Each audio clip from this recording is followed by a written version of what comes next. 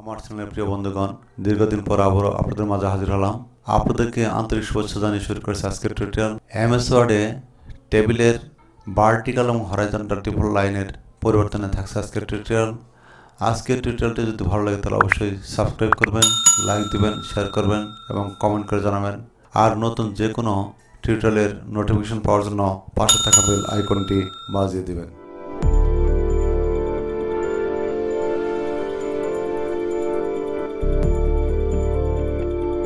প্রথমে MS word open করি, তারপর ইনসার্ট থেকে টেবিল থেকে ইনসার্ট টেবিল।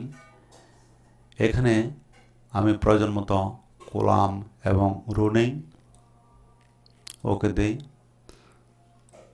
প্রিয় ভিউয়ার্স, এখানে যে ডিফল্ট লাইনগুলি দেখতে পাচ্ছি আমি এখন এগুলি পরিবর্তন করব।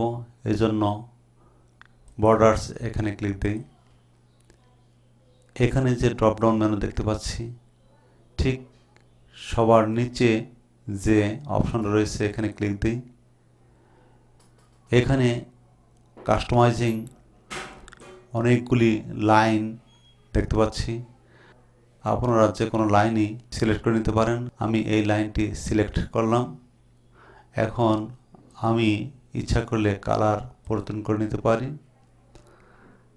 এবং এই লাইনটির স্ট্রোক এখানে হাফ পিটি দেখাচ্ছে, আমি পরিবর্তন করে নেই, 1.5 পিটি করে দিলাম, ওকে দেই।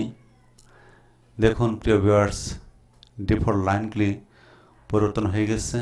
এই টেবিলটির ব্যাকগ্রাউন্ড সাদাকে অন্য কালারে রূপান্তরিত করতে পারি, এজন্য আমি পুরো টেবিলটিকে সিলেক্ট করে নেই। তারপর শেডিং এখানে ক্লিক দিই। এখান থেকে আমি ইচ্ছামতো কালার পরিবর্তন করে নেই। প্রিয় ভিউয়ার্স, এখন এই টেবিলে আপনারা আপনাদের প্রয়োজনীয় কাজগুলি লিখে সম্পাদন করে নিতে পারেন।